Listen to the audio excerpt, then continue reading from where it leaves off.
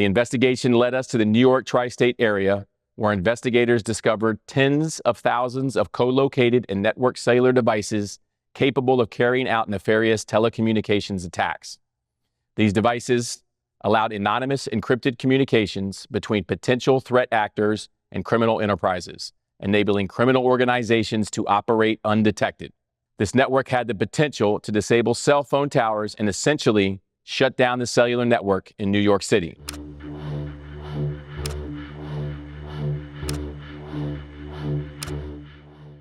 The U.S. Secret Service says it has foiled a major cyber-espionage plot targeting New York's mobile networks. The operation was uncovered as world leaders gathered for the UN General Assembly's Leaders Session.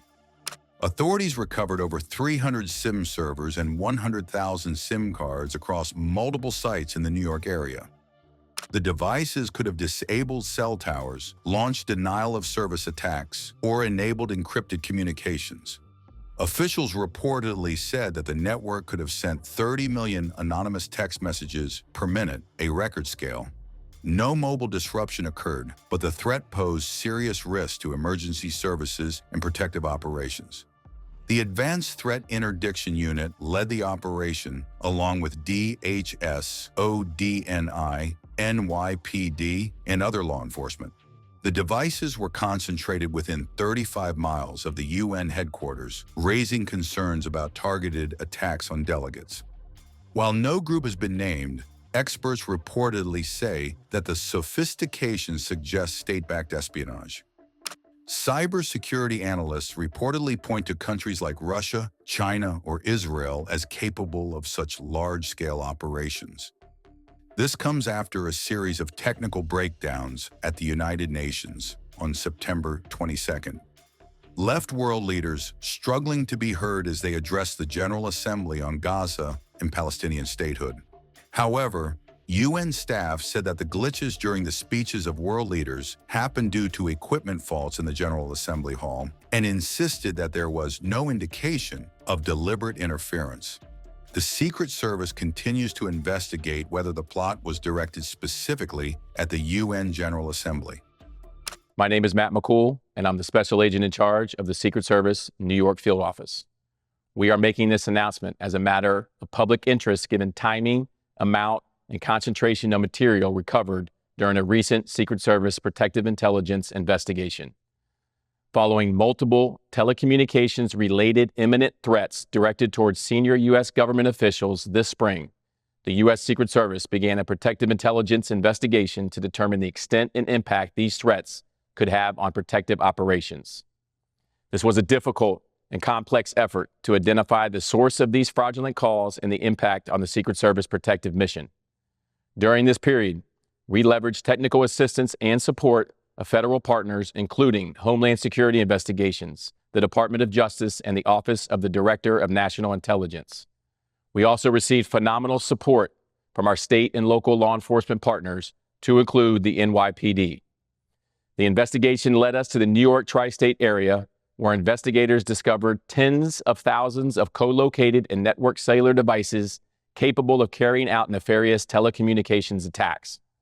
These devices allowed anonymous encrypted communications between potential threat actors and criminal enterprises, enabling criminal organizations to operate undetected. This network had the potential to disable cell phone towers and essentially shut down the cellular network in New York City.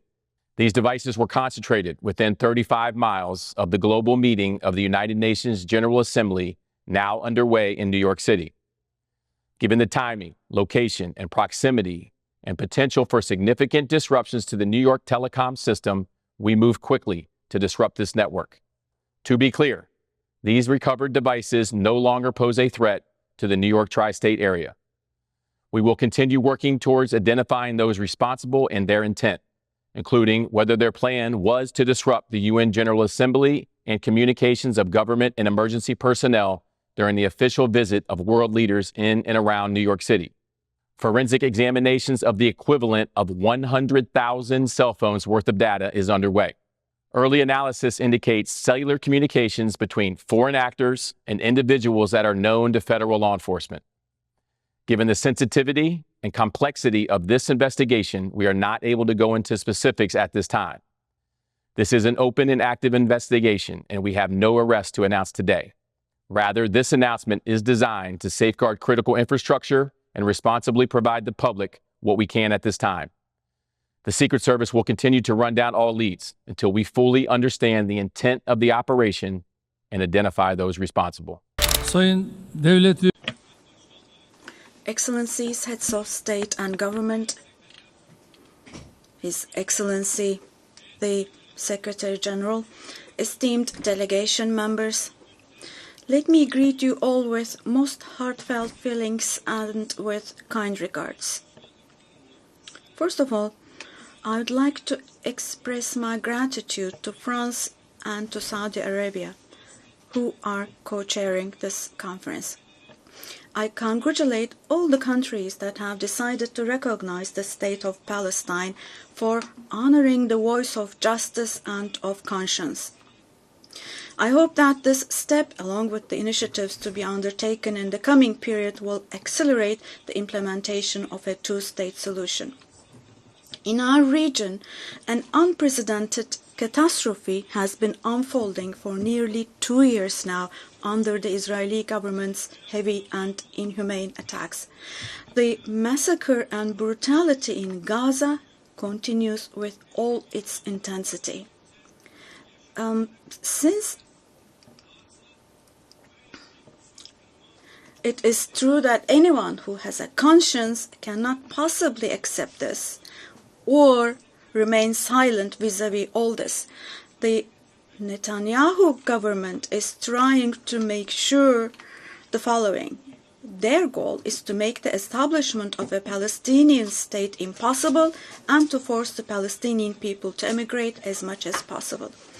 In the midst of these negative developments of a group of countries, among them members of the UN Security Council, they have taken the decision to recognize the state of Palestine, and this is an extremely significant and historic step. Now, we wholeheartedly wish we could see Palestinian President Mr. Abbas to be able to speak in this conference here today. Nevertheless, I find it extremely valuable that all the participants speaking today are also serving as the voice of the Palestinian people. It is also a fact that today the Palestinian cause has become a global issue.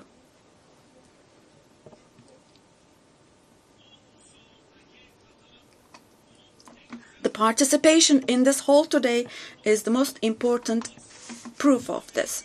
In Europe, in Asia, the Americas, and Africa, we are witnessing people chanting "Free Palestine" on the streets, on social media, or in the press more than ever before now.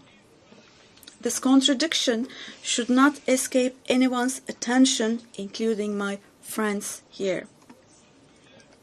The Netanyahu government governs today a society who, in the past, was targeted for eradication with the persecutions of the Holocaust. And today, his government is committing genocide against its own neighbors with whom they have shared the same land, the same water, air, and sea for thousands of years. Standing up against this oppression is not only a legal duty of the international community, but also a moral responsibility. The international community must stop expansionism in the West Bank, also the fait accompli in East Jerusalem, and the attempts to spread instability in the region. Otherwise, we cannot possibly talk about the presence of an international order or talk about defending universal values. The goal of deepening occupation and annexation policies is clear. The goal is to kill the vision of a two-state solution, to leave no ground for the state of Palestine to survive, to exile the Palestinian people, and to implement their expansionist ambitions by fueling instability in the region. Now, this cannot be allowed. At this conference today, I hope that the countries that have shown the courage to recognize the state of Palestine will follow through on this historic stance with determined, concrete, and deterrent steps. It is now necessary to declare a ceasefire, ensure unhindered access to humanitarian aid to Gaza, and for Israel to withdraw its forces from Gaza.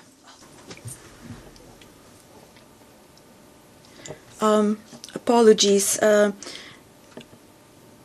I cannot hear the president. I lost his voice. Apologies, ladies and gentlemen. This is the interpreter speaking. I cannot hear the president. His voice is gone. His voice is gone. We cannot hear him. Me and my colleague, we cannot hear the president. Apologies for this, but we're having a technical glitch here. We cannot hear the president. We stopped being able to hear him. His voice is gone completely.